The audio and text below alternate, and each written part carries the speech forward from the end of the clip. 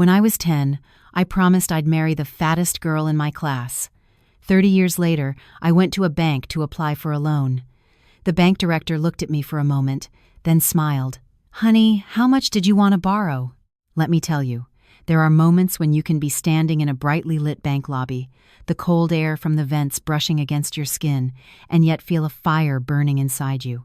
It wasn't because someone had cursed at me, or because someone had hit me, but because of the feeling that I was slipping away from everything I once considered decent, respectable, upholding my family's legacy. It was a Friday afternoon, close to 5 p.m. Rain in Chicago was coming down in sheets, as if the sky had opened up. I had run from the bus stop, my cheap sport coat soaked through and clinging to my skin. I'd kept this jacket for years, only daring to wear it when I needed to look like a grown-up, when I needed to stand in front of people and not be looked down upon. But that day, it smelled of dampness mixed with old paper. A smell that was a lot like my life at that moment. A bookstore owner on the brink of bankruptcy. My name is Leo. Just Leo. The name my father gave me when he was still alive. He used to say a short name makes for a simple life, simple and straight. I tried to live straight, but life doesn't always let you. I stood in front of the loan officer's cubicle, clutching a wrinkled file of documents. The pages, softened by the rain, had gone limp. The loan officer, a Miss Davis, sat across from me, her fingers tapping away at her keyboard. Each click felt like a nail being driven into my chest. Miss Davis pushed the file back towards me, her eyes tired, the kind of eyes that were used to saying no, but still had to maintain a polite smile. "Mr. Thompson, I'm very sorry.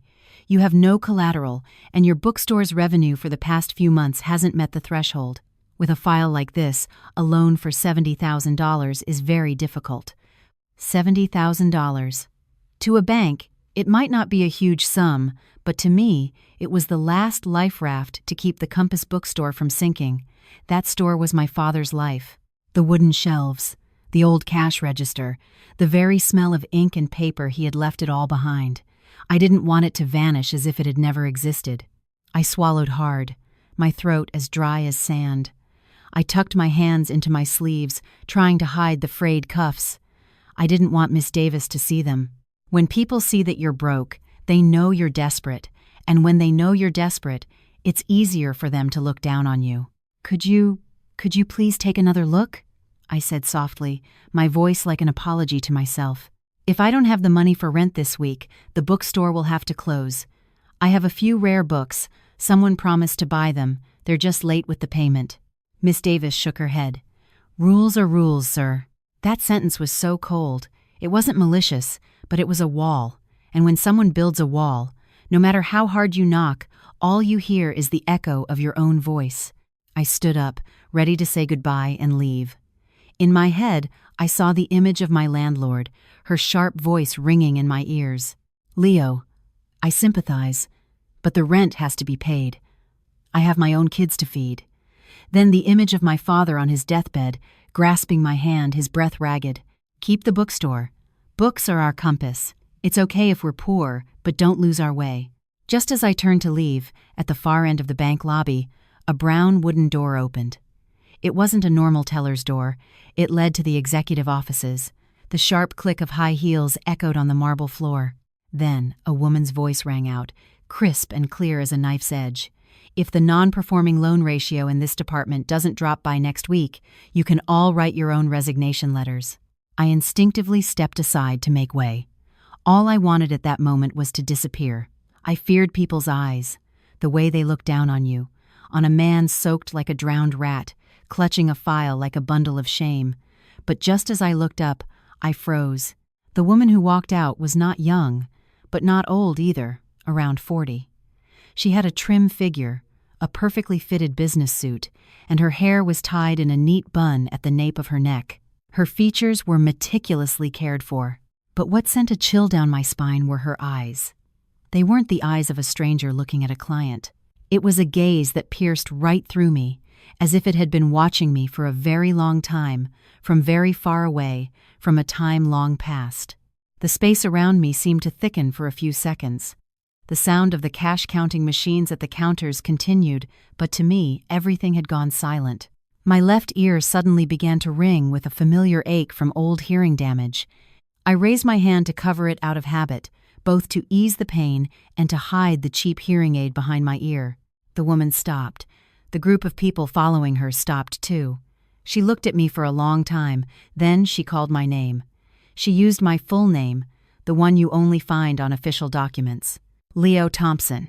I flinched. I thought I'd misheard, but I hadn't. She said it again, clearer, like stamping an official seal. Leo, in here. I was speechless. Miss Davis looked up, her eyes wide. I knew I was standing before someone with power, someone they called the branch director. One word from her and the entire loan department would scramble. I didn't understand why she knew my name. I also didn't understand why she looked at me as if she were looking at something she both pitied and resented.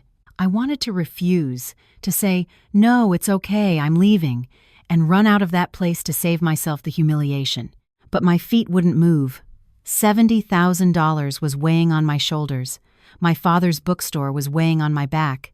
And heavier than both was a mix of curiosity and a vague, terrifying fear. Who was this woman who called me like an old acquaintance?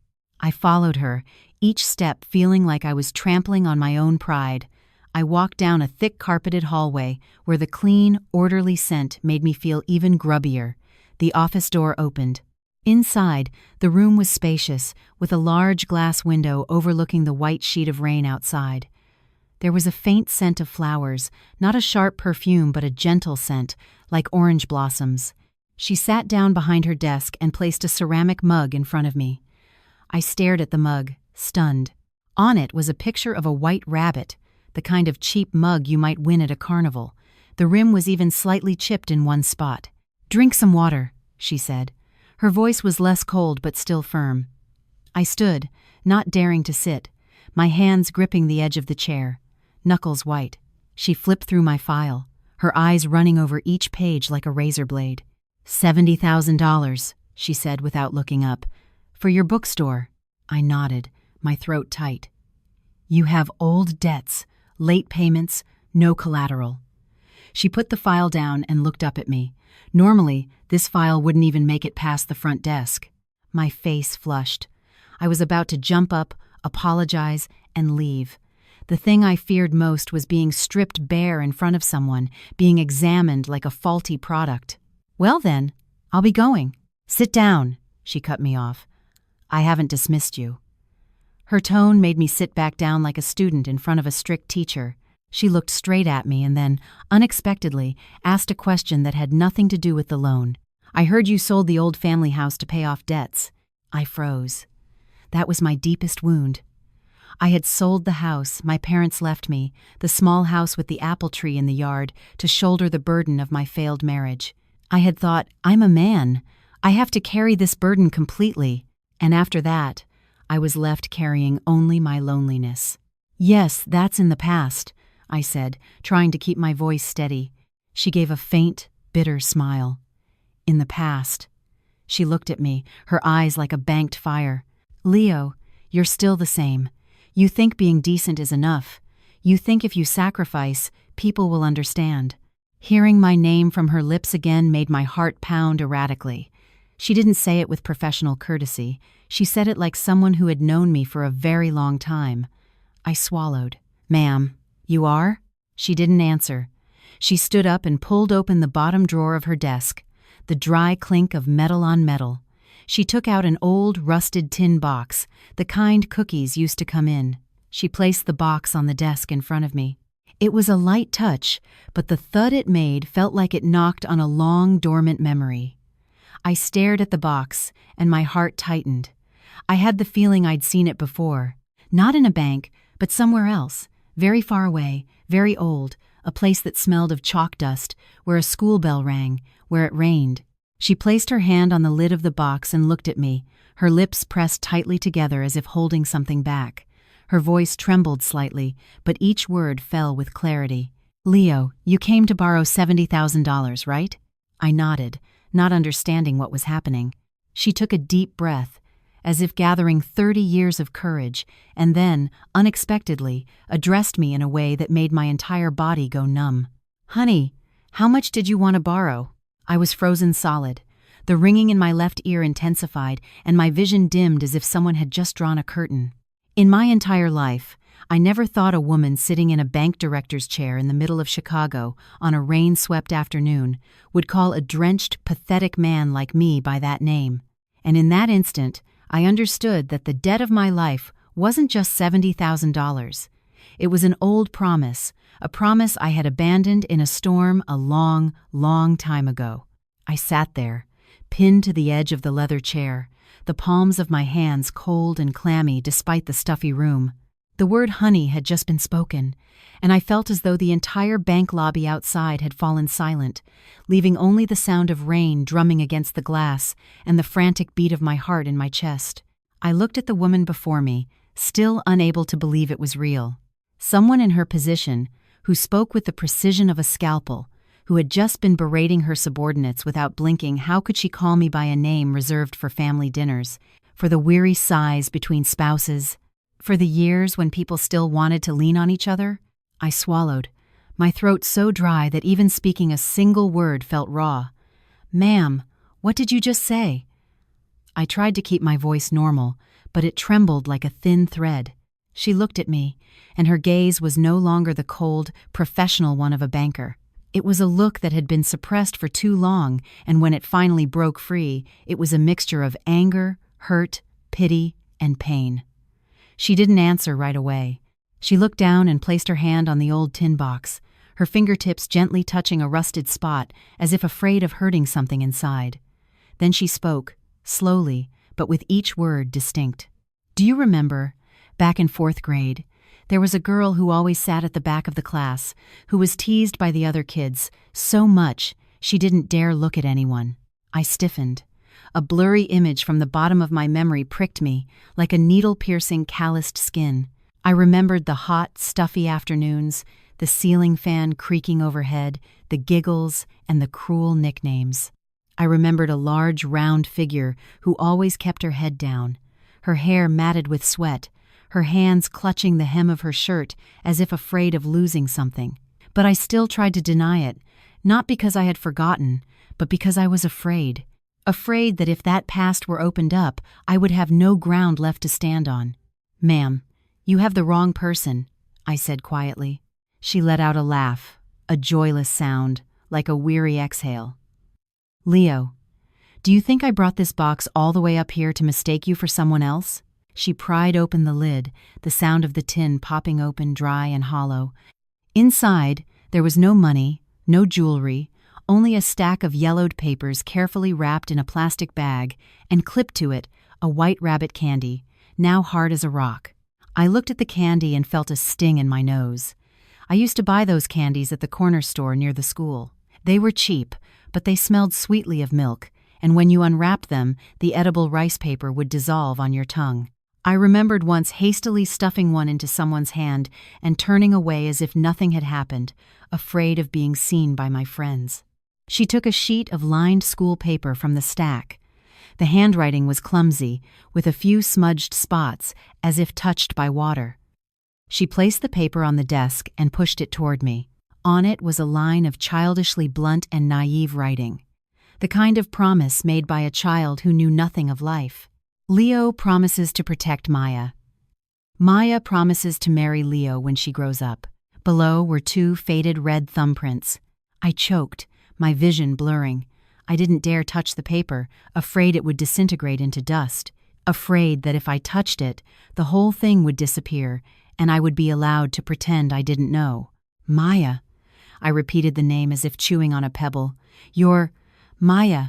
She gave a small nod, but her eyes reddened. "Yes, it's me, Maya." She pointed to the white rabbit mug. "I've kept that mug since middle school. I took it with me every time I moved, every time I changed jobs. I kept it to remind myself not to forget the skinny kid who once dared to stand up for me in front of the whole class." I lowered my head. I felt a shame like a child caught red-handed. I had thought what I did was just a childish impulse. I never thought anyone would remember. I was just kidding," I mumbled, feeling like a coward. Back then, kids say all sorts of things. Maya lightly slapped her palm on the desk. It wasn't hard, but it was enough to startle me. You were kidding, but I lived by that joke for 30 years. Her voice was thick with emotion. Do you know what it was like back then? I was called the big girl. They hid my shoes. They poured ink on my shirt. I'd go home and cry. My mom would ask, and I wouldn't dare to say anything. I would just clutch the candy you gave me, because I thought that at least in this world, there was one person who didn't see me as a joke. When I heard the word mom, my heart sank. I wanted to ask how her mother was now, but I couldn't open my mouth. I felt I had no right to ask. I had forgotten her for too long. Maya took a breath and continued, her voice slowing as if telling the story to herself. My family was poor back then. My dad left early. My mom cleaned houses. I was overweight and often sick. One time, I fainted in class, and you carried me to the nurse's office. You think I didn't know? I knew. I still remember the back of your shirt, soaked with sweat, the sharp smell of the sun. I remember you standing outside the door asking the nurse, "Is she okay?" Your voice was trembling.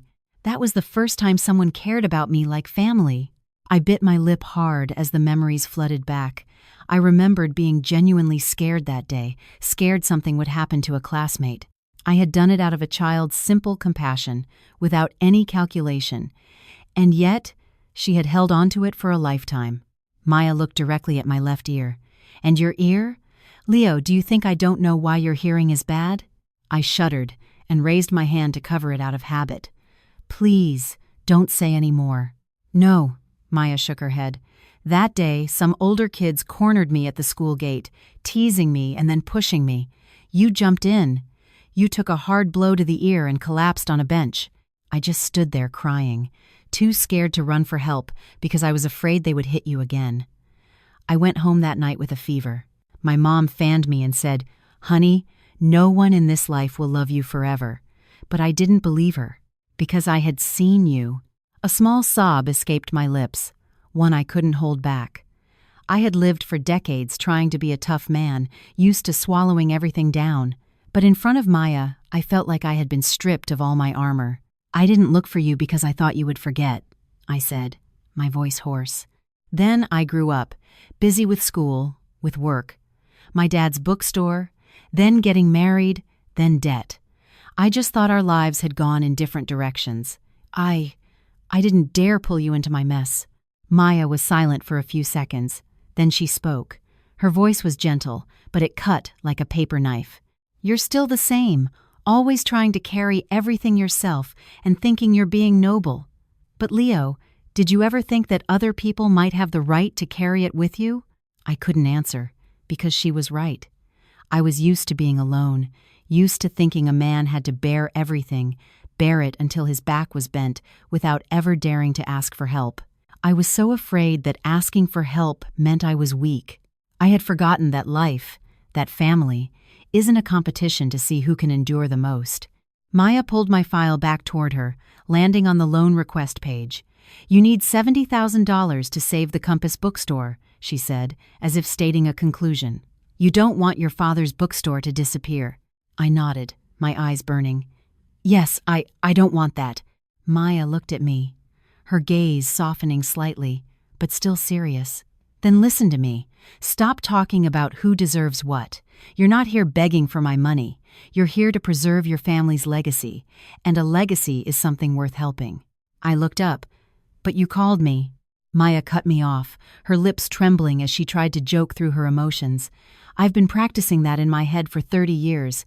I saw you for real today, and it just slipped out." That made me want to both cry and laugh. I managed a soundless laugh. Suddenly, I felt a small flame being lit in this cold room, not roaring, but warm. Outside, the rain had softened.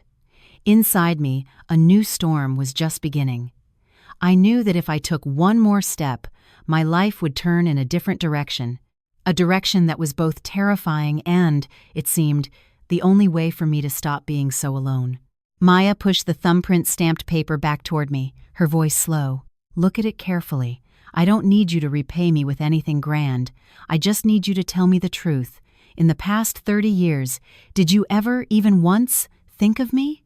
I looked at the paper. I looked at the rock-hard white rabbit candy. I looked into Maya's red-rimmed eyes. and I understood that her question wasn't meant to blame me.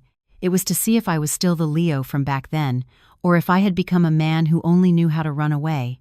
I was silent for a long time, so long that Maya must have thought I was going to evade it again, just like I always did with my life. But this time, I didn't want to run anymore.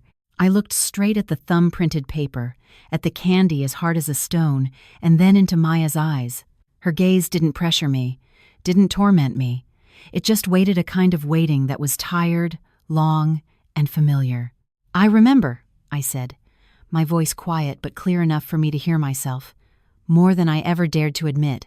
Maya said nothing, just took a soft, sharp breath. Her eyes welled up, but she remained perfectly still, as if afraid any movement would shatter this fragile moment. "When I was in high school," my voice slowed, "every time it rained hard, I would remember a girl who always sat at the back of the class, her hair wet, her eyes red, holding a piece of candy. I didn't know where you went, how you were living. I just figured you'd forget me quickly, because I was nothing special." Maya smiled sadly. "You always think you're nothing special, but to me, you were the only person who didn't treat me like a joke." I hung my head, my ingrained self-deprecation surfacing again. "I got married when I was 28, I said, as if confessing a sin. "A good woman, but we didn't understand each other.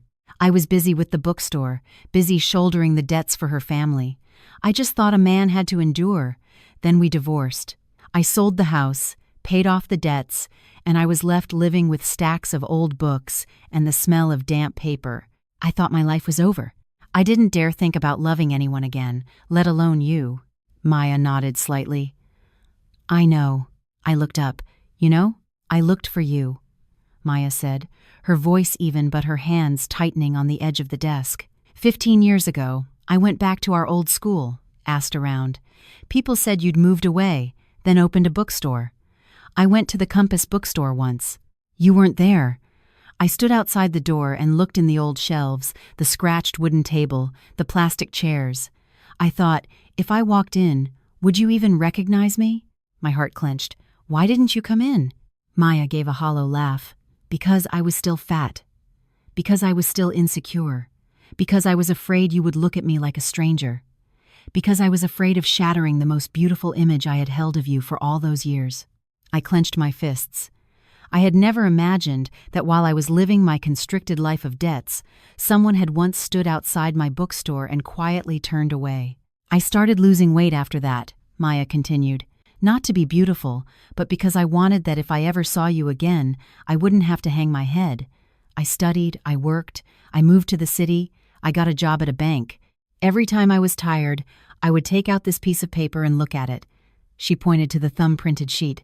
I would tell myself, Leo didn't look down on you, so you shouldn't look down on yourself either. My throat tightened as I listened. I had thought my childish promise was worthless. It turned out it had saved a person's life from drowning in self-loathing. And you? Maya's voice softened. Did you ever think that if you had looked for me back then, your life might have been different? I shook my head. I didn't dare to think. To think is to regret, and I can't live on regrets. Maya was silent. She stood up, walked to the large glass window, and looked out at the thinning rain. Her silhouette on the glass was tall, trim, and strong. I looked at her and felt she was a stranger, and yet familiar. Familiar like the girl who sat at the back of the class. A stranger like the woman who had pulled herself out of the mud. Leo, Maya turned back. Do you really think I called you honey to tease you? I shook my head. I said it because I was angry, she said bluntly. Angry that you were standing right in front of me and didn't recognize me. Angry that you were still bowing and apologizing to the whole world. Angry that you would rather be rejected by people who don't give a damn about you than look me straight in the eye just once. I bit my lip. I thought you had a different life. You're a bank director, and I'm a bookstore owner on the verge of bankruptcy. I was afraid of embarrassing you. Maya let out a dry laugh. You think I need that director title? I need someone who dares to look up and say to me, Maya, I'm tired. I need you. That line hit me squarely in the chest. I had never said that to anyone. I was used to saying, it's fine, I've got this, I can handle it. I wasn't used to saying, I need you. The word came out naturally before I caught myself. I'm sorry. Maya looked at me, her gaze softening completely. You can call me that.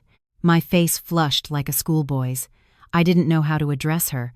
Calling her ma'am was too distant. Calling her by name felt awkward, but that one word made my heart warm in a very old way. Do you know, I continued, every morning when I open the bookstore, I always wonder if anyone will come in today, if anyone will buy a book, if anyone will stay and read. I live each day on that tiny hope. I never thought the person who would walk into my life today would be you. Maya returned to her seat across from me. You still haven't answered my question. I looked at her. What question? In the past 30 years, Maya repeated, did you ever, even once, think of me? I took a deep breath. Many times. But I always told myself it was just a beautiful memory. Don't touch it, because to touch it would be to feel the pain. Maya nodded. Me too. She pulled the loan file back, but this time she didn't flip through it. She just placed her hand on it, as if placing it on a piece of my life. You know, Leo, if you hadn't come here today, I probably would have continued living a full life, but it would be missing an important piece. You came here to borrow money, but you actually came here to repay a debt to me. The debt of your presence. I gave a sad smile. And you, what are you going to do about my $70,000 debt? Maya looked at me for a long time, then she spoke slowly, each word deliberate, as if laying down a monumental decision. I'm not giving you a loan. I'm investing. I was stunned. Investing? Maya nodded. In the Compass bookstore. In your father's legacy. And in you. I shot up from my chair reflexively. You can't. You have no obligation. Maya held up a hand, gesturing for me to sit down.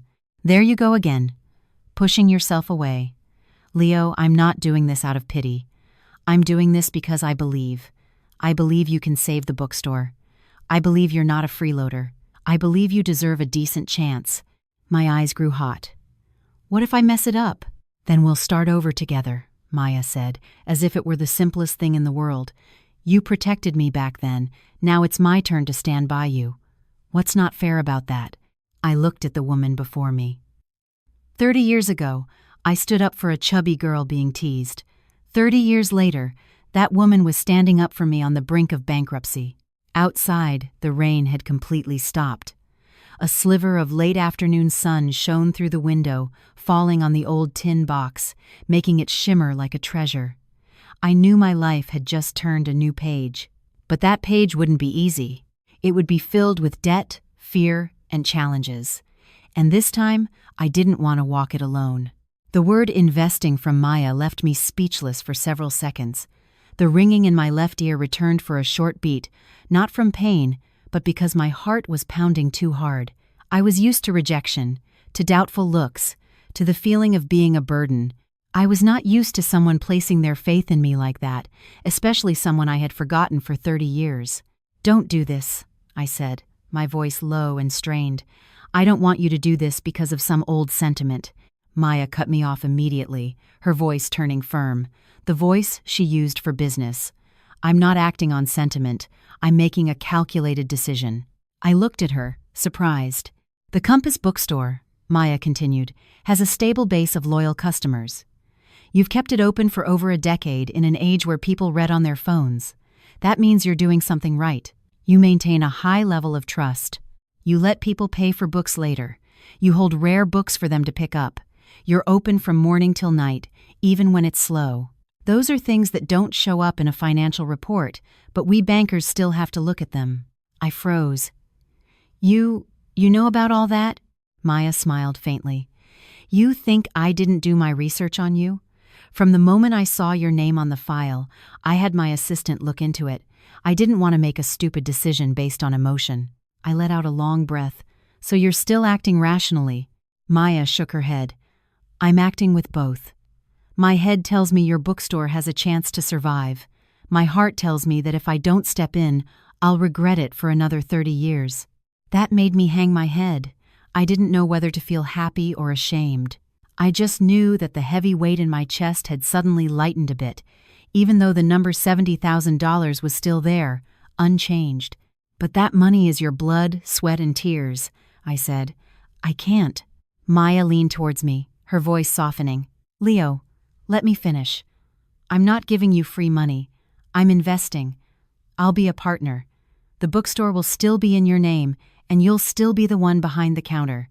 I won't interfere with the daily operations, but you'll share a portion of the future profits with me. If you do well, I benefit. If you fail, I take the loss. That's fair, I said with a pained smile. You dare to put your money on a middle-aged man on the verge of bankruptcy? Maya looked me straight in the eye. I dare to put my money on the boy who, 30 years ago, would have sold his bicycle to save me. I dare. My throat tightened. I had no more reasons to refuse without making myself look both cowardly and prideful. Are you married? I asked. The question popped out before I could think. Maya paused for a moment, then shook her head. No. I was engaged once, but I broke it off. Why? Because I found that I couldn't love anyone else without comparing them to you, Maya said very directly. Sounds foolish, doesn't it? I shook my head. Not foolish, just cruel to yourself. Maya smiled sadly. You haven't been any kinder to yourself. We fell silent.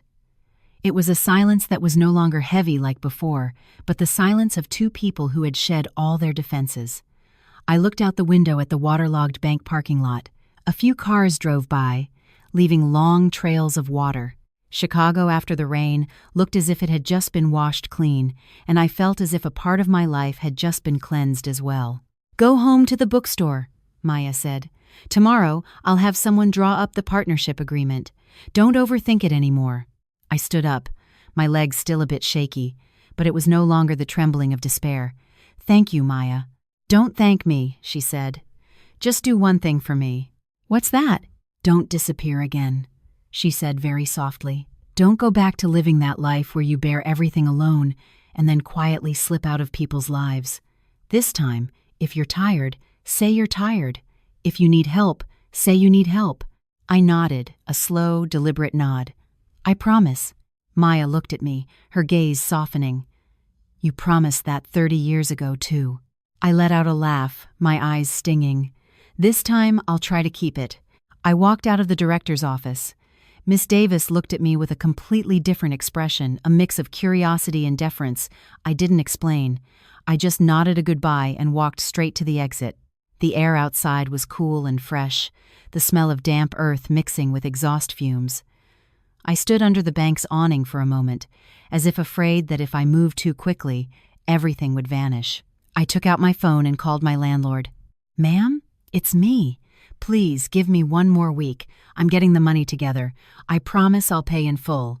She was silent for a few seconds, then said, All right, I'll trust you this one time, but don't make me wait any longer. I bowed my head even though she couldn't see me. Yes, thank you. I hung up, a sense of relief spreading through me. I thought of my father. I imagined if he were still alive, he would say, Son, don't live your life with your head bowed forever. It's a blessing to have someone stand by you. I took the bus back to the bookstore. On the ride, I looked at the tired faces of people heading home from work, students staring blankly out the window with their earbuds in, a mother jiggling a fussy baby on her lap. Suddenly, I no longer felt lost in this city. When I got back to the bookstore, I opened the door, and the familiar smell of old paper washed over me. I walked around, touching each shelf. Dad, I whispered, we're not history yet. That night, I went over the books, writing down all the debts, all the bills that needed to be paid. For the first time in years, I didn't see the numbers as a death sentence. I saw them as a problem with a solution. My phone buzzed. A text from Maya. Are you back at the bookstore? I typed back, Yes. And you? Home. Eating dinner alone. It's bland. I smiled. Next time, I'll make you a bowl of ramen at the bookstore. It's not fancy, but it's real. Maya replied almost instantly. Deal. But you're cooking. I laughed out loud in the empty store. It had been a long time since I had laughed without forcing it. I knew the money was just the tip of the iceberg. Beneath the surface was the story of two people who had been lost to each other for too long and were just now finding their way back. It wouldn't be smooth sailing. There would be awkwardness, misunderstandings, old wounds reopening. But at least this time, I wasn't alone. I couldn't sleep that night. I lay on the old wooden bed in the small room behind the bookstore. The ceiling was stained with damp spots, the fan creaking with each turn. My whole life, I had gotten used to sleepless nights worrying about money, about debt, about the fear of not being able to open the door the next day. But that night, I couldn't sleep for a different reason. My mind kept replaying Maya's face, her look of both anger and affection, and her 2 words, "I'm investing," echoing like a challenge to fate. I turned over, my hand unconsciously touching my left ear. The cheap hearing aid was cool against my skin. I took it out and placed it on the nightstand. The world suddenly became half silent, a familiar, lonely kind of silence. I thought about what Maya had said, "Don't disappear again." I suddenly realized that for years, I had disappeared not only from her life, but from my own. I had lived like a shadow, working to get through the day, carrying debt to get through life, never daring to hope for anything more. The next morning, I woke up earlier than usual. I opened the bookstore at 6:30 a.m. when I normally opened at 8. It wasn't because I was expecting early customers, but because I couldn't stand the feeling of lying still any longer. I swept the floor, wiped down the shelves, and straightened a few stacks of crooked old books. Each movement was slow, like a ritual. I thought, if Maya is putting her money into this place, I have to make it more worthy than its current dilapidated state. Around 9 a.m., a car pulled up outside. I looked up. It was a middle-aged woman with salt and pepper hair, carrying an old canvas bag. She often came to buy used textbooks for her grandson. I smiled and greeted her. "Good morning. What can I help you find today?" She looked at me and smiled kindly. "Leo, you look different today." "Different how?" "I don't know. Your face looks less sad." I laughed. "Maybe it's because I woke up early." She shook her head. "No, it's because there's a light in your eyes." Her words stayed with me all morning. I didn't know what light she was talking about. I only knew that for the first time in years, I didn't open the bookstore with the feeling that I was walking into a losing battle. Around 11 a.m., my phone buzzed. A text from Maya. "My assistant is drafting the contract. I'll stop by the bookstore this afternoon." I stared at the screen, my heart beating faster. I typed back, "You don't have to come by if you're busy." Maya replied almost immediately, "Not busy. I want to see where I'm putting my money." I put my phone away, suddenly feeling my hands tremble slightly. I didn't know if it was from excitement or fear. I was afraid she would see the shabby state of the bookstore and change her mind. Even though my rational mind knew she wasn't the type to make impulsive decisions, my old insecurities still flared up. That afternoon, I closed the shop a little earlier than usual. I brewed a pot of tea and wiped down the old wooden table in the back where I usually did my bookkeeping. I looked around and saw that everything was still old, scratched, and cramped. I suddenly understood. Maya wasn't investing in a beautiful store. She was investing in a person, and that person was me. The thought was both warming and pressuring. Around 4 p.m., Maya arrived. She wasn't wearing a business suit. She had on a white blouse, gray trousers, and flat shoes, her hair in a low ponytail. She looked like an ordinary woman out for a stroll, not a bank director. "Hello," Maya said, standing at the door and looking around. "So, this is the Compass bookstore." I nodded. "Yeah, it's pretty old." Maya walked in, touching a bookshelf, pulling out a book, and flipping through a few pages. "The smell of paper is exactly the same as when I was a kid," she said softly. "I like it." I brewed some tea and placed it in front of her. "It's just cheap tea, not as good as from a cafe." Maya took a sip and smiled. "It's warm enough." We sat across from each other, silent for a few seconds. I felt awkward. Not the awkwardness of strangers, but the awkwardness of old acquaintances meeting again. There were so many things to say, but I didn't know where to start. "Are you planning to renovate the bookstore?" Maya asked. "I've thought about it, but I don't have much money. I'm afraid I won't make it back if I do." Maya nodded. "We'll do it step by step. It doesn't need to be fancy, just clean, bright, and comfortable. People don't just come to buy books, they come for refuge." I looked at her. She was right. I'd never thought of it that way. I only thought about selling one book at a time. Maya smiled. "You live in survival mode, not building mode." The comment wasn't malicious, but it hit home. I sighed.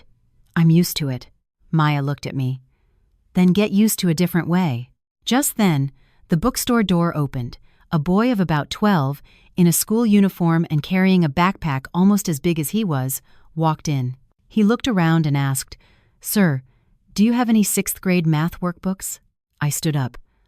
"I do. Let me get it for you." I led him to the shelf. Maya watched us, and I saw something very soft in her eyes. When the boy went to pay, he fumbled in his pockets and came up short. I saw he was short by just $1. I said, "That's okay.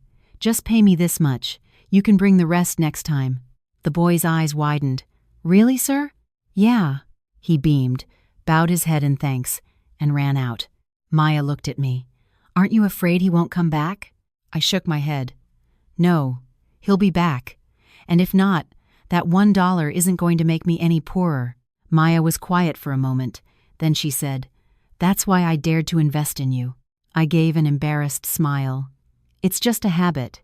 "That habit has kept this bookstore afloat for over a decade," Maya said. "It will keep it afloat for more." She took a file out of her bag. "The partnership agreement. I'm not forcing you to sign it right away. Read it carefully. There are clauses for profit sharing and for exiting the investment if it's not profitable after 3 years. I took the file. It felt heavy in my hands. "You trust me that much?" Maya nodded. "I trust you, but I'm not a fool. I've left an out for both of us." I looked at her, feeling both relieved and grateful. "Maya, can I ask you something that has nothing to do with money?" "Go ahead." "In the past 30 years, did you ever hate me?" Maya was silent for a very long time. Then she said, "Yes, in my loneliest moments, when I was sick and lying in bed alone, when men proposed to me and I felt nothing. I hated you for not being there. But after the hate, I would feel sorry for you, because I knew you weren't the kind of person who would intentionally abandon someone." I bowed my head. "I'm sorry." Maya stood up and walked closer to me. She placed a hand on my shoulder, very lightly. "Don't apologize anymore. You're alive, you're here, and you're daring to look me in the eye. That's enough." I looked up. We were standing very close, so close I could smell the faint scent of tea on her breath. I didn't dare to do anything more. I was afraid of ruining this fragile moment with a rash gesture. "Maya," I said, "I don't know if I deserve you." Maya looked at me, her gaze steady. "There you go again. Leo, I don't need a perfect man. I need a man who won't run away anymore." I nodded. A nod that I knew would bring many challenges. Outside, the afternoon sun cast long shadows on the street. Inside the old bookstore, amidst the smell of damp paper and cheap tea, I felt like I was starting over. Not young, not rich, but no longer alone. That night, after Maya left, I sat alone in the bookstore for a long time. The yellow light cast shadows on the old wooden shelves, and dust motes danced in the air like grains of time. I picked up the partnership agreement and read it line by line, word by word. I wasn't good with paperwork, but I read it slowly, carefully, as if reading a contract with my own life. Every clause was clear, nothing ambiguous. Maya wasn't trying to take control of my bookstore. She was just standing beside me, placing a steady hand on my back to keep me from falling. I thought about what she said. "I don't need a perfect man. I need a man who won't run away anymore."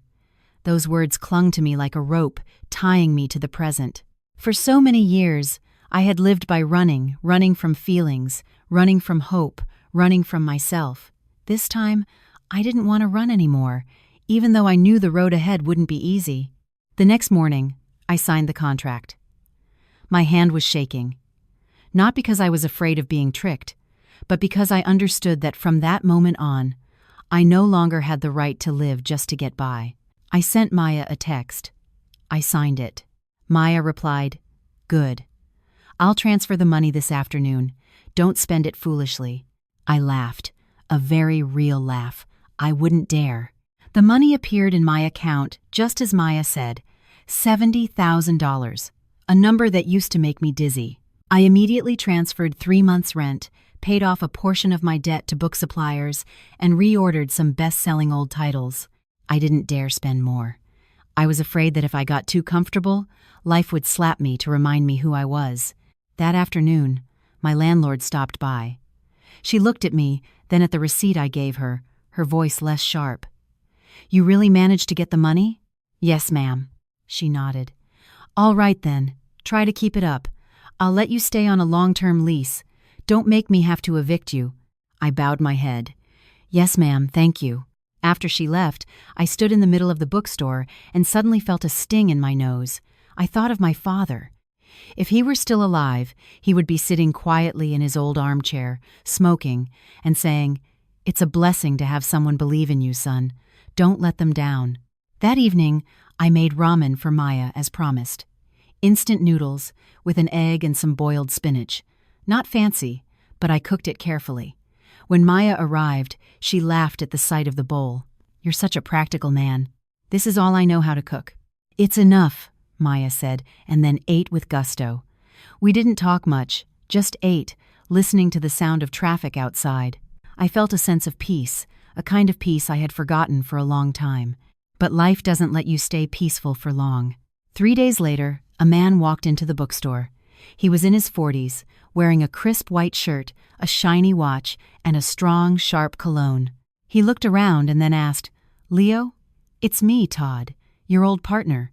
Heard you were about to go bankrupt but still haven't closed up shop." I froze. Todd, the man who used to deal books with me, who borrowed money from me and then disappeared. I never got it back. "I'm turning things around," I said curtly. Todd smirked. "Turning things around with whose money? Your new sugar mama's?" The blood rushed to my head. "Watch your mouth." Todd stepped closer, lowering his voice. "I heard you got a loan from some bank director lady. You sure are lucky." I clenched my fists. "What are you doing here?" "To collect a debt," Todd said bluntly. "You owe me $20,000 for books you never paid for." I was stunned. "What are you talking about? You're the one who owes me $15,000. Todd laughed. "Where's the paperwork?" I was silent. Back then, I trusted people. We did business on a handshake. I didn't keep records. "No paperwork, then you owe me," Todd said. $20,000, 1 week to pay up." I stood there, frozen. $20,000. I had just pulled myself back from the brink, and now I felt myself slipping again. "Don't be ridiculous," I said, my voice hoarse. "I don't owe you anything." Todd looked at me with contempt. "Then sue me." He turned and walked away, leaving me standing in the bookstore, my heart pounding. I collapsed into a chair. The familiar feeling of despair washed over me. I thought of Maya. I didn't dare to call her. I was afraid of becoming a burden again. That evening, I didn't go back to the bookstore. I sat by the lake until late at night. My phone buzzed constantly. It was Maya. I didn't answer. I knew that if I did, I would tell her everything, and then I would feel weak and useless again. Around 11 p.m., Maya found me. She stood in front of me, wearing a thin jacket, her face tense. "Are you hiding from me?" I looked down. "I didn't want to worry you." "You worry me by hiding," Maya said, her voice trembling. "What happened?" I sighed and told her everything. Todd, $20,000, no paperwork. Maya was silent. Then she said, "You were going to carry this alone again, weren't you?" "I don't want to drag you into this mess." Maya sat down next to me. "Leo, listen to me. The money isn't the problem. The problem is that you're still used to suffering alone." I looked at her. "You're not scared?" Maya shook her head. "I'm scared, but I'm not running." She took my hand. "Tomorrow, I'm going with you to meet Todd." I was startled. "No, you can't. He's not a good person." "That's exactly why I have to go, to show him you're not alone anymore." I squeezed her hand back. For the first time, I didn't pull away. That night, I went back to the bookstore. I didn't sleep. I sat looking at the old tin box on the table. I understood that the first test of my life with Maya had arrived, and this time, I wasn't allowed to run. The next morning, I woke up even earlier than usual. Not because I had an appointment, but because my stomach was churning as if filled with stones. I brewed a pot of tea but couldn't drink it. The image of Todd standing in the bookstore, smirking and saying, "Where's the paperwork?" replayed in my mind like a scratch on a record. All those years of doing business honestly, of trusting people, had ended with a painful slap in the face from that very trust. Maya arrived at 8:30. She wasn't dressed for the office. She wore a light blue blouse, dark pants, and her hair was tied back neatly. She looked ordinary, but the way she stood at the door and looked straight at me made me feel more secure than I had expected. "Are you ready?" Maya asked. I nodded. "I'm ready, but I don't know if he'll show up." "He'll show," Maya said with certainty. "Men like that never pass up a chance to make a quick buck." Around 9 a.m., Todd arrived, just as she'd predicted, still in his crisp white shirt and shiny watch. He flinched slightly when he saw Maya, then gave a mocking smile. "Ah, the director herself. Quite the powerful backup." Maya ignored his sarcastic tone and pulled out a chair, sitting down with a straight back. "Todd, let's get this sorted out once and for all." Todd crossed his arms. "I've said my piece. Leo owes me $20,000, 1 week." Maya looked him straight in the eye. "Where's the paperwork?" Todd shrugged. "There is none. But we've done business for years. You think I'm making it up?" Maya nodded. "Then let me ask you this. How much did you borrow from Leo?" Todd paused, then laughed. $15,000. "When did you borrow it?" "About 7 years ago." Maya turned to me. "Do you remember?" I nodded. "Yes, he said he needed money to import some books." Maya turned back to Todd. "Have you paid back a single dollar?" Todd frowned. I paid some interest a few times." Maya continued calmly. "How did you pay? Bank transfer or cash?" Todd hesitated for a beat. "Cash." Maya nodded. "Were there any witnesses?" Todd fell silent. The air in the bookstore grew thick. I could hear my own heart beating. Maya leaned forward. "Todd, you're trying to use the lack of paperwork to twist the truth. You think Leo is a nice guy, easy to bully, but you forgot one thing. I work in a bank. I'm used to looking at numbers, and I'm used to hearing people lie." Todd's face turned red. "What are you talking about?" Maya spoke slowly, enunciating each word. "You have no proof that you lent Leo money, but Leo has proof that you borrowed from him. A bank statement from 7 years ago showing a withdrawal on the exact day you said you needed to import books. The text messages you sent him asking to delay payment. I've already printed them out." Maya placed a stack of papers on the table. Todd's face went pale. "I didn't want to escalate this," Maya continued, "but if you keep demanding this ridiculous $20,000, I will file a police report for fraud and extortion." Todd shot up from his chair. "Are you threatening me?" Maya stood up too, but her voice remained steady. "I'm stating facts. You have a choice. Either you sign a document acknowledging your $15,000 debt and commit to a payment plan, or I submit this file." Todd looked at me, then at Maya. His initial arrogance had vanished. "Leo, you're a real piece of work." I felt a bitter taste in my mouth at his words. "How so?" "I'm just asking for my own money back." Todd gave a forced laugh. "Fine, $15,000. I'll pay it back in installments."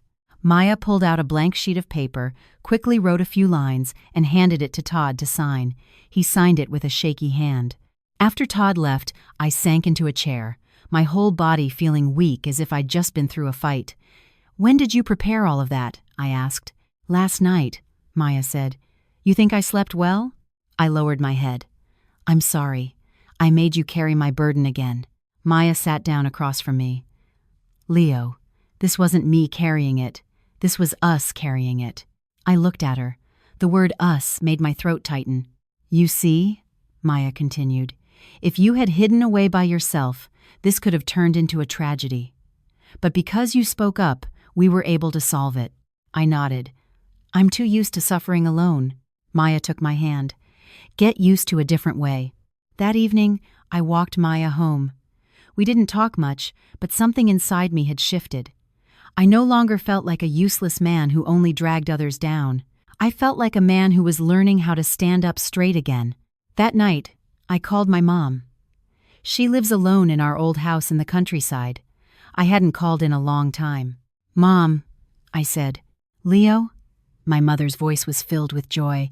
"Is everything all right?" "Yes, nothing's wrong. I just wanted to ask how you are." My mother laughed. "I'm fine. And you?" I'm doing better than before." My mother was quiet for a moment, then said, "You have someone with you now, don't you?" I was startled. "How did you know?" "I'm your mother. I can hear it in your voice." I smiled, my eyes stinging. Yes, there's someone good. Don't live in misery by yourself anymore, son, my mother said. Your father, up there, wouldn't want that for you. I hung up and sat for a long time. I thought that if my father were still alive, he would have approved of Maya. That night, I texted Maya. Thank you for not running away with me. Maya replied, if you run, I'll chase you. I smiled to myself in the dark bookstore. After the incident with Todd, I thought life would give me a break. I was wrong. Life never lets you rest easy when you've just started to lift your head. It tests you to see how long you can stand, to see if you'll run again. The Compass bookstore started getting more customers. Not a flood, but a steady stream. Some old regulars came back, some having heard I was about to close and wanted to show their support. A few college students would come in looking for cheap used books and then stay to read for hours. I didn't chase them away. I was used to it. I was just happy to have people in the bookstore, to feel it was still alive. Maya didn't visit as frequently as in the beginning, but she texted me every day to ask, did you sell anything today? I would answer honestly. Sold 2 books. Slow day today. A kid bought a math book today. Maya never judged me for being poor. She would just text back, okay, that's good. One afternoon, I was doing my accounting when a woman stood at the doorway. She was in her 40s, with curled hair, floral blouse, and bright lipstick.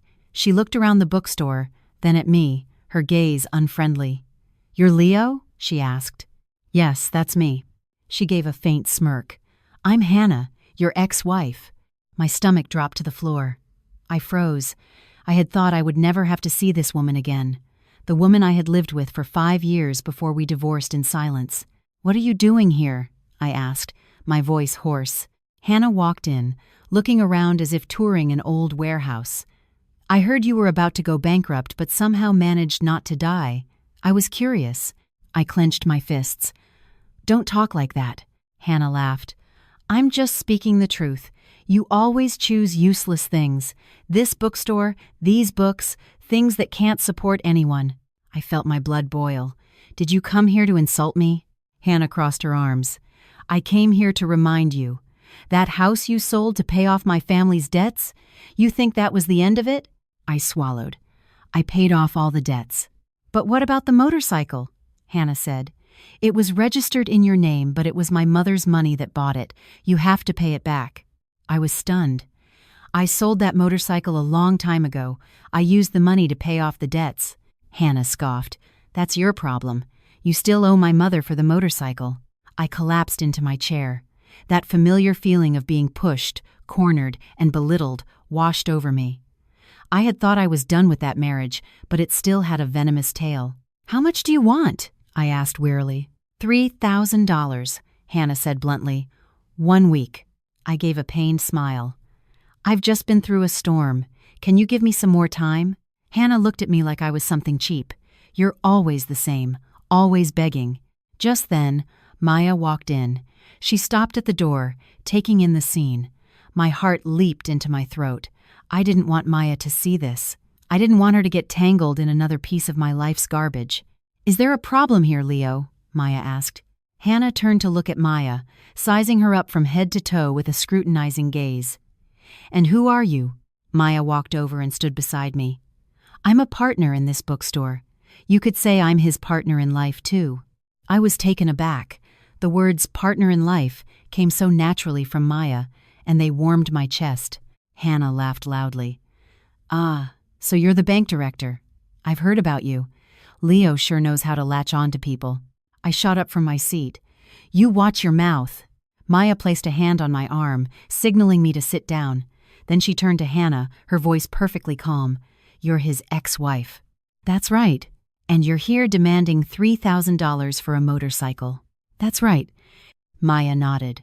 Where's the proof? Hannah frowned. What proof? Proof that the motorcycle was bought with your mother's money and was your sole property, Maya said. Hannah hesitated for a beat. Who keeps records of things like that in a family? Maya continued. Then let me ask you this. During a marriage, assets purchased with joint funds are considered community property. Leo sold the motorcycle and used the money to pay off your family's debts, which means you benefited. Now you're coming back to demand payment for that same motorcycle. What exactly are you demanding? Hannah's face turned red. What right do you have to meddle in my family's affairs? Maya looked straight at her. Because you are harassing my partner. I heard those words, my partner, and my heart felt like it was being squeezed. Hannah sneered. Your partner? How long do you think you'll last? He's poor, in debt, a failure. You'll get tired of him soon enough. Maya's expression didn't change. You can think whatever you like, but you have no right to extort money from him. Hannah pointed at me. He owes me. Maya shook her head. No, you two are divorced. All assets were divided. You have no legal basis to demand anything more. If you continue to harass him, I will file a report. Hannah looked at Maya, then at me. Her initial aggressive demeanor had weakened. Leo, you've done well for yourself. Got someone to back you up, so now you can look down on your ex-wife. I stood up, my voice weary. Hannah, I'm not looking down on you. But I don't owe you anything. Please go home. Let's not make things harder for each other. Hannah looked at me for a long time. For a fleeting moment, I saw something in her eyes that looked like regret, but it quickly turned to bitterness. You really are a coward. She turned and slammed the door behind her. I sank into my chair, my hands shaking. I felt as if another layer of old skin had just been peeled off me. Maya sat down next to me. Are you okay? I shook my head. I'm sorry. I dragged you into another mess. Maya sighed. Leo, how many more of these venomous tales do you have in your life? I gave a sad smile. I don't even know. Maya took my hand. Listen to me. None of this is your fault. But if you keep running from it, it will keep coming back to bite you. I nodded. I'm tired. Maya looked at me, her gaze softening. If you're tired, then lean on me. I rested my head on her shoulder. For the first time, I allowed myself to do something so vulnerable in front of a woman. I could hear the steady, strong beat of her heart. I felt that I no longer wanted to run, no matter how much more trash life threw in my face. That night, I walked Maya home. We didn't talk much, but a decision was forming in my mind. I couldn't let my past keep dragging me down forever. Back at the bookstore, I opened the old tin box and took out the thumb-printed paper. I understood that the promise I made 30 years ago wasn't just about protecting Maya, it was about protecting myself from living a cowardly life. After Hannah's visit, I felt as if another layer of old skin had been painfully but cleanly stripped away. My old way of life, being deferential, swallowing every insult, bowing my head to every demand, hadn't brought me peace. It had only taught others that I deserved to be pushed around. I didn't say this to Maya, but I made a silent promise to myself. If another venomous tale from my past appeared, I would not run. A few days later, I went to the countryside to visit my mother. I didn't tell her I was coming. I just got on a bus and watched the fields roll by outside the window. It had been a long time since I'd been back. Every visit made me feel like a failure of a son, unable to look my mother in the eye. My mother was sweeping the yard when she saw me. She froze for a second, then dropped her broom. Leo, you're back? Yes, Mom. She looked me over from head to toe. Why are you so thin? I smiled. I'm always like this. My mother pulled me into the house. She cooked me a bowl of vegetable soup and fried some eggs, simple dishes I had craved for a decade. We ate in silence for a while. I looked at the old wooden table, the chipped cupboard, and saw my childhood perfectly preserved there. Mom, I said, I'm going to renovate the bookstore soon. My mother looked up. Where will you get the money? Someone is investing. She looked at me. You took out another loan? No, it's a partnership, an old friend. My mother was quiet. Then she asked, Do you trust this person? I nodded. I do. My mother sighed. You're just like your father, too trusting. I gave a sad smile. But this time, I think I'm trusting the right person. My mother looked at me for a long time. Is this person a woman? I nodded. My mother didn't say anything else. She just said, Bring her home for me to meet. Those words made my throat tighten. I didn't know when I would have the courage to bring Maya home, but I felt that my mother already had a space reserved for her in her heart. That night, lying in my old bed, I listened to the sound of crickets. I thought of Hannah, of Todd, of all the people who had trampled on my kindness. I realized that if I continued living the old way, life would just keep sending me the same tests over and over again. Back in Chicago, I started working on the bookstore. I didn't have much money, so I did it little by little. I repainted the walls, replaced the dim yellow light bulbs, and built a long bench for customers to sit and read. Maya came by to help me choose a paint color. She laughed. "What color is this? It's as sad as your life." I smiled. "I'm used to sad. Get used to bright." Maya shook her head. We had small arguments about paint colors and the placement of shelves. I realized that for the first time in my life, I was arguing with someone without feeling afraid. I wasn't afraid they would leave, wasn't afraid I would be abandoned. One evening, as I was wiping down a shelf, an old man walked in. He was in his 60s, wearing an old button-down shirt, his hair gray, his posture stooped. He looked around and asked, "Are you Leo?" "Yes, sir, I am. I was a friend of your father's," he said, his voice raspy. "My name is Mr. Peterson." My heart skipped a beat. "Mr. Peterson?" "Yes." He gave a sad smile. "It's been a long time since I've been back here. I invited him to sit, and we had tea." He looked at the shelves and sighed. "If your father were still alive, he would be so happy." I lowered my head. "Yes, sir." Mr. Peterson looked at me. "I heard people saying you were about to close down." "No, sir. I'm turning things around." He nodded. "Good. Your father lived and died for this bookstore. He used to tell me, 'Books won't make you rich, but they'll keep you from being a coward.'" Those words made my eyes sting. "Is there something I can help you with, sir?" Mr. Peterson pulled an old notebook from his pocket. "Your father asked me to keep this for you. He said to give it to you when you were about to give up." My hands trembled as I took it. It was my father's ledger. The familiar handwriting listed book purchases, sales, and debts owed to him. On the last page, my father had written, "If you're reading this, son, it means you're very tired. But remember, you can be poor in money, but never be poor in spirit. Keep the bookstore not for the money, but because you are not allowed to live like a coward." I broke down and cried. A middle-aged man standing in the middle of a bookstore, crying like a child. Mr. Peterson placed a hand on my shoulder. "Your father believed in you." That night, I told Maya everything. She listened in silence and then said, "You see, life isn't just full of venomous tales. It also has anchors to hold you in place." I smiled. I'm learning to see those anchors. But life wasn't done with me yet. One morning, a man stood in front of the bookstore. He was younger than me by a few years, wearing a black jacket. He looked at me and said, "You're Leo." "Yes. And you are?" "I'm Dylan, Hannah's brother." My heart sank again. "What do you want?" Dylan walked in, looking around. "My sister says you disrespected her." I sighed. "I didn't disrespect anyone. I just don't owe her anything." Dylan scoffed. "You think you're done with my sister, and that's it? My mother is still furious about that motorcycle." I clenched my fists. "What do you want?"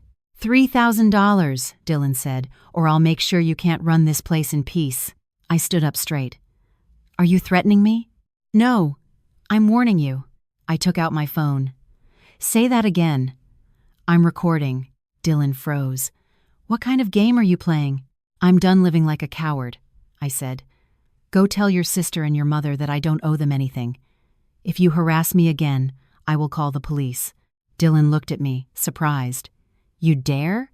"I dare," I said, my voice steady.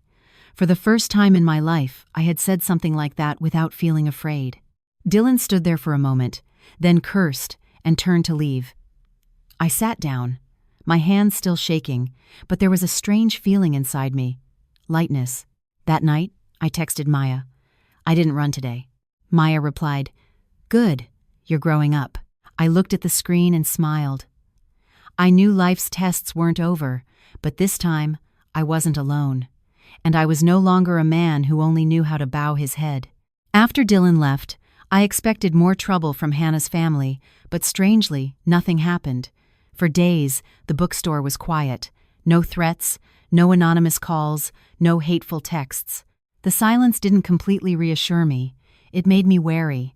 I understood that some people don't give up when you stand up to them, they just change their tactics. The Compass bookstore started looking brighter and cleaner. The new lights made the space warmer. The long bench by the window always had a few people sitting and reading. I was starting to get used to working not just to survive, but to rebuild something decent. Maya still dropped by 2 or 3 times a week. Sometimes she brought a container of home-cooked food. I teased her. A bank director eating out of Tupperware? Maya would smile. Even bank directors need to eat.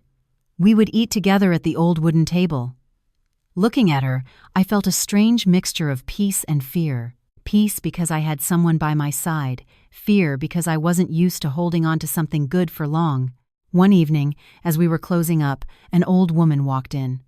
She was over 70, her back stooped, leaning on a cane. She looked at me, then at Maya, her eyes curious. "You're Leo?" she asked. "Yes, ma'am, I am." "I'm Hannah's mother," she said, her voice dry. My heart jumped into my throat. I stood frozen. Maya also stiffened.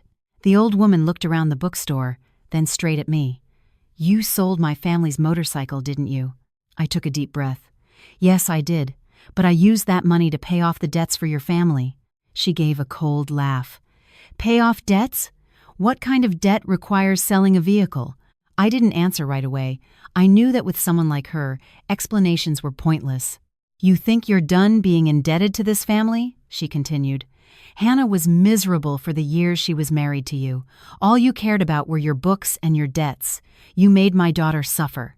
I bowed my head. "I'm sorry, but I did the best I could." She banged her cane on the floor. "Your best was useless." Maya took a step forward. "Ma'am, what happened between them was settled a long time ago. You have no right to come here and harass him." The woman turned to Maya, looking her up and down. "And who are you to interfere?" "I'm the person living with him now," Maya said calmly. "And I'm a partner in this bookstore." The woman scoffed. "Ah, another woman foolish enough to fall for him."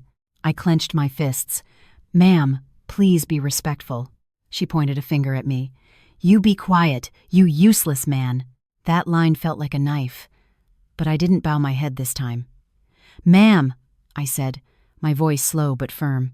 "I am not useless. I was poor. I made bad business decisions. I was wrong about many things. But I never cheated anyone. I never stole from anyone, and I never abandoned anyone. I don't owe you anything more." Her eyes widened. "You dare talk back to me?" "I'm not talking back. I'm telling the truth," I said. "If you come here to harass us again, I will call the police." She was taken aback, probably not expecting me to say something like that. Maya took my hand. "We don't want to make a scene, but we will not tolerate being extorted." The old woman stood there silently for a moment, then snorted and turned to leave.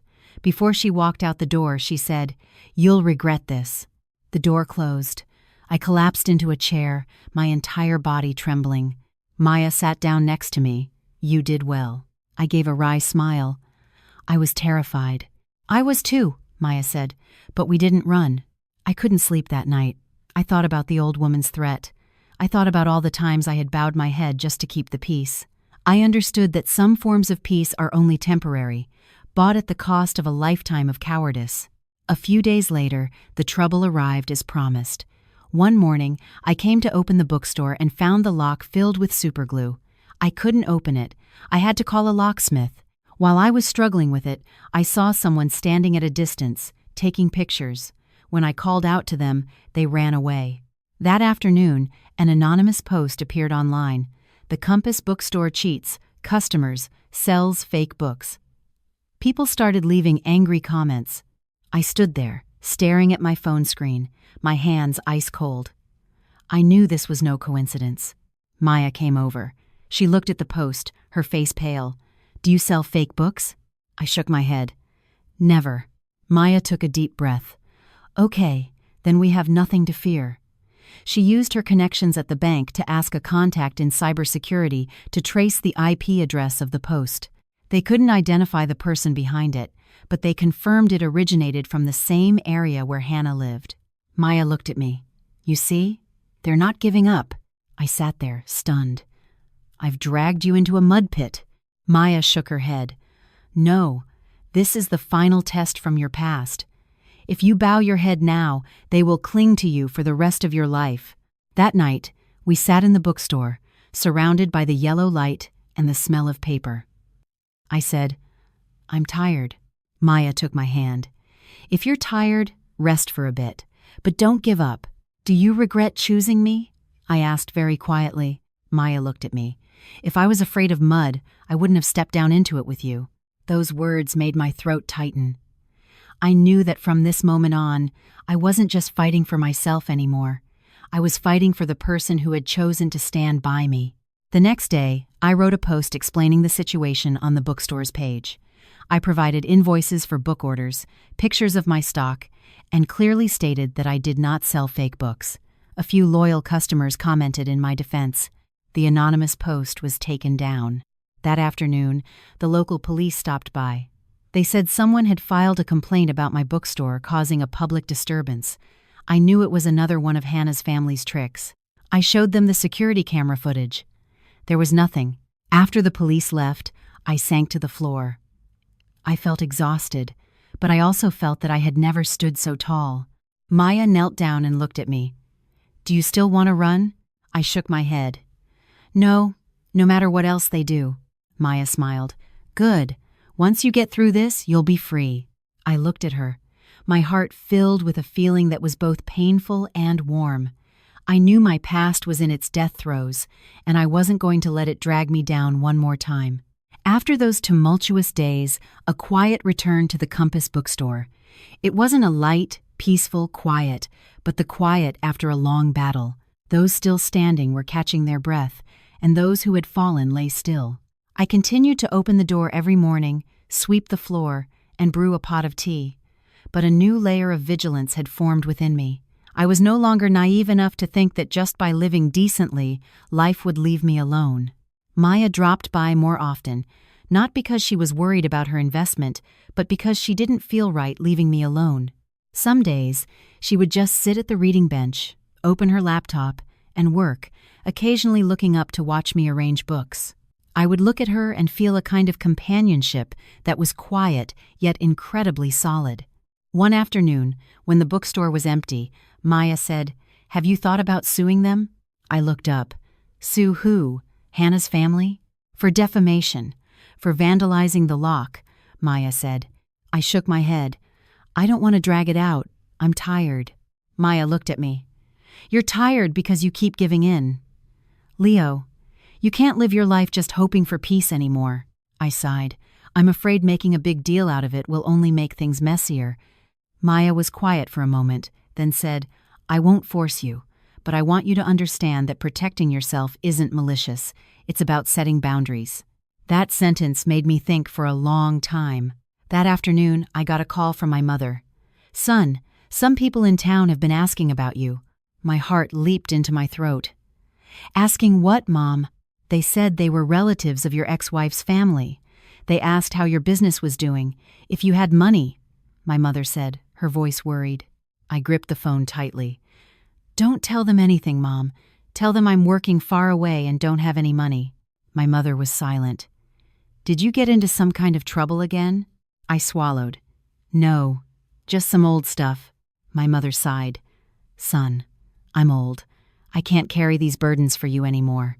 Her words cut like a knife. I realized that if I let my past continue to drag me down, it wouldn't just hurt me. It would hurt my mother, too. That night, I told Maya, "I think I have to be decisive." Maya looked at me. "What are you going to do?" "I'm going to file a formal complaint. At the very least, to let them know I'm not easy to bully anymore." Maya nodded. "I support you." The next day, Maya and I went to the police station. I filed a report about the vandalism and the online defamation. I wasn't used to doing things like this. My hand shook as I signed my name, but as I signed, I felt like I was signing a declaration of independence. I was no longer a man who only knew how to bow his head. The police took my report and said they would investigate. I left feeling heavy-hearted but also lighter. 2 days later, Dylan came back. But this time, he wasn't aggressive. He stood at the bookstore entrance, not daring to step inside. "Leo," Dylan said, his voice low, "can you withdraw the complaint?" I looked at him. "Why?" My mother was called down to the station, Dylan said. The whole town knows. She's old. I gave a sad smile. Your mother is old, but mine isn't? She's been harassed too. Dylan was silent. My sister has a temper, and my mom is stubborn. They didn't think you'd actually do it. I looked at him and saw a man who was just as lost and flustered as I had been years ago.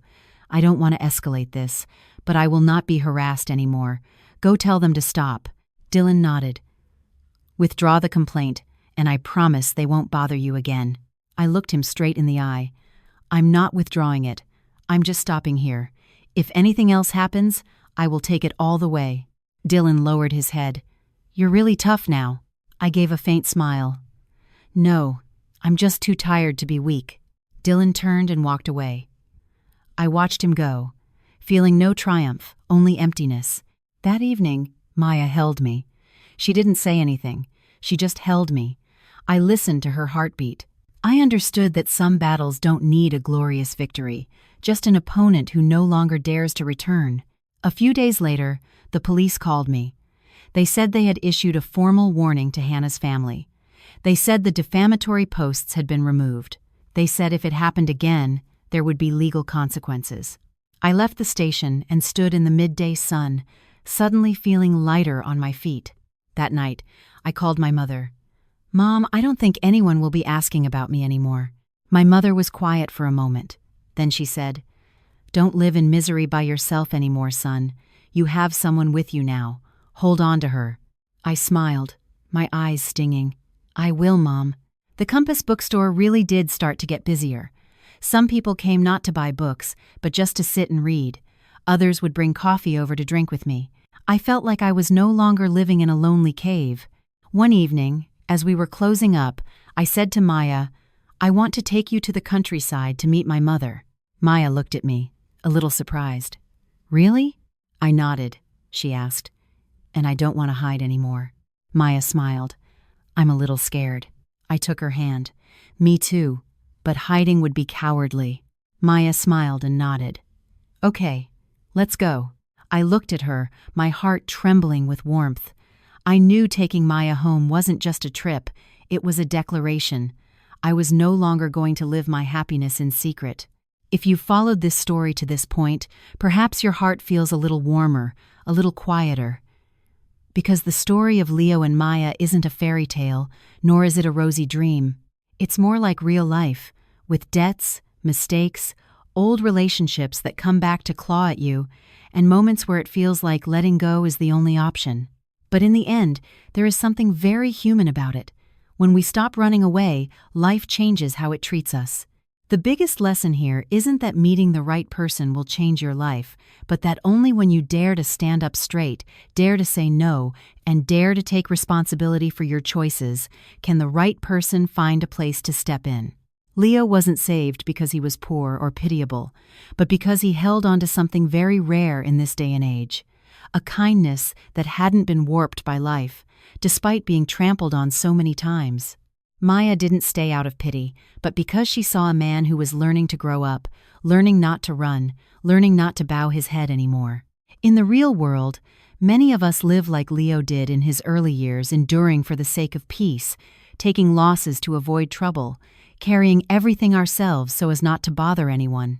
But the price of that lifestyle is not cheap. It erodes our self-respect, makes us accustomed to being looked down upon, and gives the venomous tales of our past the opportunity to come back and bite us again. This story isn't advising you to become aggressive or selfish. It's just a reminder of a very basic truth. Protecting your boundaries isn't wrong. Standing up and saying, I don't owe you, isn't ungrateful. Refusing to be extorted, insulted, or dragged back into the past isn't making a big deal out of things, it's saving yourself. We share these stories not just to tell a beautiful love story for entertainment, but to send a very real message. Everyone has the right to start over, no matter how many times they have fallen. If you are in a dark period today, being held back by your past, feeling that you don't deserve better, then Leo's story is not meant for you to daydream, but for you to ask yourself, what are you still running from?